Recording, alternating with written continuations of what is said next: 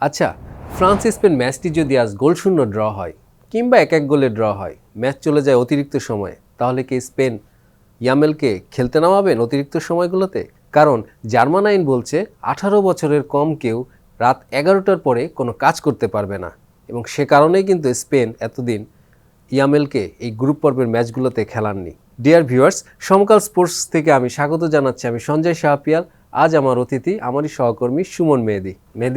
যেটা বলছিলাম যে ইয়ামেল যদি আজ কোনোভাবে ম্যাচটি চলে যায় অতিরিক্ত সময়, ইয়ামেলকে কি খেলাবে? স্পেনের কোচ লা ফুয়েন্তে তিনি কিন্তু এরই মধ্যে একটা ঘোষণা দিয়েছেন যে যদি ম্যাচটা অতিরিক্ত সময়ে চলে যায় তাহলে ঝুঁকি নিয়ে হলেও তিনি লামিন ইয়ামালকে খেলাবেন। আপনি যেটা বললেন আইনের কথা, জার্মানির আইন হচ্ছে যদি 11টার পরে কোনো 18 বছরের শিশু কাজ করে, কায়িক শ্রমের সঙ্গে সম্পৃক্ত থাকে, তাহলে জরিমানা দিতে হবে বা তাকে সাজা পেতে হবে। স্পেন জরিমানা দিতে রাজি, আজকে খেলাবে তাকে। যদি যারা স্পোর্টস পারসন তাদের জন্য জরিমানার বিধান আছে এবং অন্যদের জন্য কাজ করার তাদেরকে শাস্তি পেতে হবে। তো ওইখানে যদি অতিরিক্ত সময়ে যায়, 11টার পরে লামিন ইয়ামালকে খেলানো হয়, সেক্ষেত্রে স্পেন জরিমানা দিতে প্রস্তুত আছে, কিন্তু লামিন ইয়ামালকে তারা পুরোটা সময় খেলাতে চায় না। সেটা আমরা আজকে বলছিলাম যে ফ্রান্সের ওদিকে থাকছে আপনি এমবাপ্পে, এদিকে ইয়ামেল, এবং ইয়ামেল বার্সেলোনায় খেলে, এমবাপ্পে চলে যাচ্ছে রিয়াল মাদ্রিদে। আগে থেকে কি একটা এল ক্লাসিকো চলে আসলো কিনা ইউরোতে, আজকের ম্যাচটিতে? হ্যাঁ, অনেক ক্ষেত্রে আসছে, কারণ ফ্রান্সের অনেক ফুটবলার কিন্তু আপনার লা লিগায় খেলেন, গ্রিজম্যান খেলেন, এমবাপ্পে আসছেন, আগে ডেম্বেলে খেলে গেছেন, এদিকে রিয়াল মাদ্রিদের এডওয়ার্ড কামাভিঙ্গা আছেন, অরেলিন শোয়ামেনি তিনিও খেলেন। ওই হিসাবে কিন্তু লা লিগার সঙ্গে যেহেতু তাদের একটা সম্পৃক্ততার কারণে স্পেন এবং ফ্রান্সের এই লড়াইটা সবসময় জমে, এবং ওই এল ক্লাসিকো বলেন আর ওই ফ্রান্স স্পেন ক্লাসিকো বলেন, যেটাই হোক একটা ভালো লড়াই দেখার আসলে ভালো সম্ভাবনা এই ম্যাচে আছে বলে আমার মনে হয়। না, সেটাই। আপনি যদি স্পেনের যদি আমরা দেখি যে তারা পুরো 5টি ম্যাচ এই পর্যন্ত জিতে এসেছে, পুরো কেউ তাদের হারাতে পারেনি ইউরোতে এখনো পর্যন্ত যেখানটায় তারা রয়েছে, সেখানে কিন্তু আজকে যদি তারা জিতে যায় 6টি, এটা রেকর্ড হয়ে যাবে। এবং অন্যদিকে যদি আমি ফ্রান্সের কথা বলি, ফ্রান্স কিন্তু আপনার একটি মাত্র গোল করেছে, যদি দেখি যে একটা পেনাল্টিতে একটা গোল করেছে, এবং তারা ওপেন প্লে কোনো গোল করতে পারেনি। তো এই ফ্রান্স ওপেন প্লে কোনো গোল করতে পারেনি, তারা আজকে বোঝা যাচ্ছে তারা কি একটু ডিফেন্সিভ থাকবে আজকের ম্যাচে স্পেনের সামনে। ফ্রান্স আসলে একটু ডিফেন্সিভ খেলাটা আমার মনে হয় করছে, কারণ তাদের ভরসার জায়গা হচ্ছে কিলিয়ান এমবাপ্পে, যিনি শুরুতে একটা ইনজুরির কারণে ম্যাচ মিস করেছেন, আবার তার ওই যে নাকের মাস্কটা পড়তে হচ্ছে, হ্যাঁ, এখানেও তার অসুবিধা হচ্ছে যেহেতু অভ্যস্ততা নেই।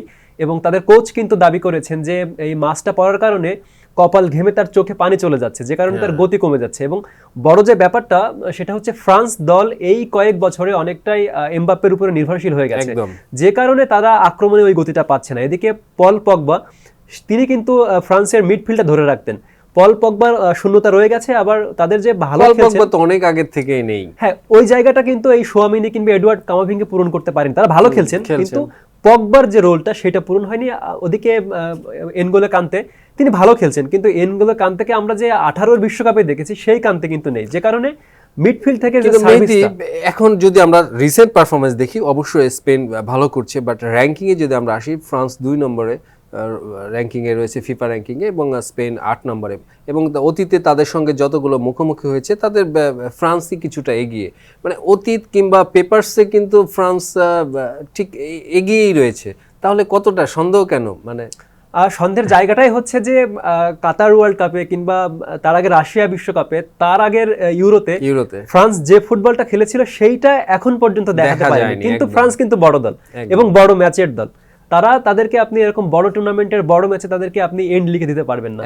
এবং স্পেনের সঙ্গে কম্পেয়ার করলে আপনি 50-50 বলতে পারবেন, কিন্তু ফ্রান্সকে আপনি 40 বলতে পারবেন না, 40 বলতে পারবেন না। স্পেনেরও আজকে কিন্তু কিছু কার্ড প্রবলেম রয়েছে, তারা কারভিহাল খেলতে পারবেন না, তারপর একটু ইনজুরি প্রবলেম রয়েছে, পেদ্রি হয়তো থাকতে পারবেন না।